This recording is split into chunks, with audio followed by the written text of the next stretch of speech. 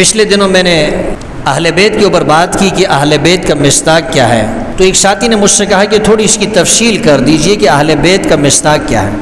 دیکھیں قرآن کریم سورہ احزاب کی آیت جب ہم پڑھتے ہیں انما یرید اللہ لیذھب عنکم الرجس اہل البیت ویطہرکم تطہیرا، یہاں اللہ نے اہل البیت کا لفظ استعمال کیا ہے۔ یہاں اہل بیت سے مراد پیغمبر کی ازواج مطہرات ہیں، پیغمبر کی جو بیویاں ہیں، پیغمبر علیہ السلام کی ازواج مطہرات آپ کی پاک بیویاں وہ اہل بیت سے مراد ہیں۔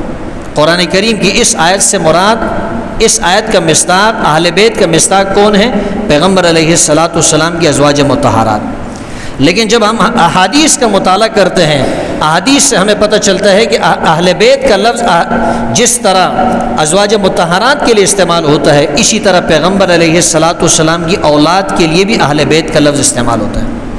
ہمارے ذہنوں میں یہ ہے کہ یہ جو پنج تن پاک ہے نا، جن کو آپ لوگ پنج تن پاک کہتے ہیں، رسول اللہ صلی اللہ علیہ وسلم، حضرت علی رضی اللہ تعالیٰ عنہ، حضرت فاطمۃ الزہرا، حضرت حسن رضی اللہ تعالیٰ عنہ، حضرت حسین رضی اللہ تعالیٰ عنہ، یہ جو پانچ اشخاص ہیں، یہ جو پانچ ہستیاں ہیں، یہ جو پانچ مقدسات ہیں، ہمارے ذہنوں میں تو یہ ہے کہ یہ اہل بیت ہیں۔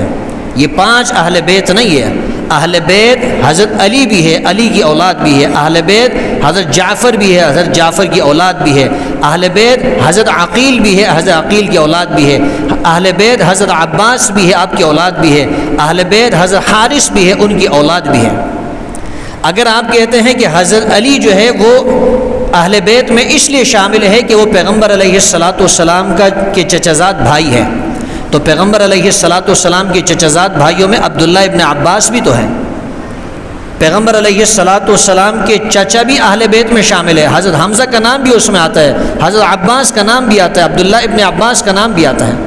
یہ بھی تو پھر اہل بیت، اگر حضرت علی اہل بیت میں سے اس لیے ہے کہ پیغمبر علیہ السلام کا چچازاد بھائی ہے، تو پھر عبداللہ ابن عباس وہ بھی آپ کا چچازاد بھائی ہے، پھر وہ بھی اہل بیت میں شامل ہے۔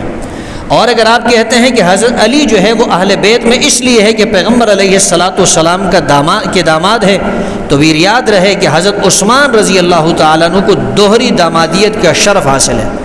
حضرت عثمان پیغمبر علیہ السلام کے دوہرے داماد ہیں، یک کے بعد دیگر ہے۔ پیغمبر علیہ السلام کی دو بیٹیاں حضرت عثمان کے نکاح میں آئی ہیں۔ اگر علی جو ہے اہل بیت میں اس لیے ہے کہ پیغمبر کے داماد ہے، تو عثمان بھی جو ہے وہ پیغمبر کے دامادوں میں سے ہے، لہٰذا حضرت عثمان جو ہے وہ بھی اہل بیت میں سے۔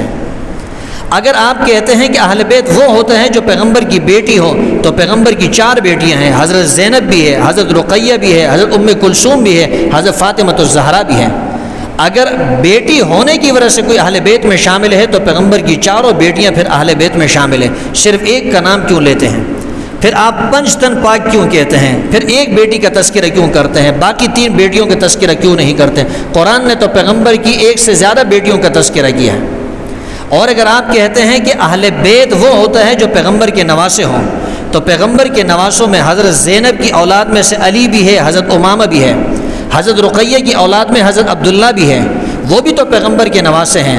آپ تو اہل بیت میں ان کو شامل ہی نہیں کرتے، آپ تو پنج تن پاک کا کہتے ہیں، پنج تن کا ذکر کرتے ہیں، اہل بیت میں تو ان کا آپ ذکر ہی نہیں کرتے۔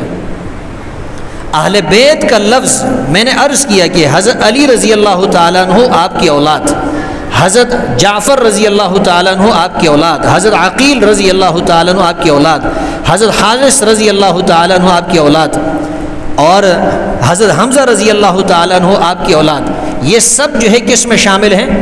یہ اہل بیت کے اندر شامل ہیں۔ حضرت عباس رضی اللہ تعالیٰ عنہ آپ کی اولاد، یہ سب اہل بیت کے اندر شامل ہیں۔ جس طرح اہل بیت میں حسنین کریمین، حضرت حسن حسین، حضرت فاطمۃ الزہرا کی اولاد شامل ہے، تو اہل بیت میں حضرت زینب کی اولاد بھی شامل ہے، اہل بیت میں حضرت رقیہ کی جو اولاد ہے وہ بھی شامل ہے۔ اہل بیت کا لفظ احادیث سے ہمیں پتہ چلتا ہے کہ اس کا مفہوم عام ہے۔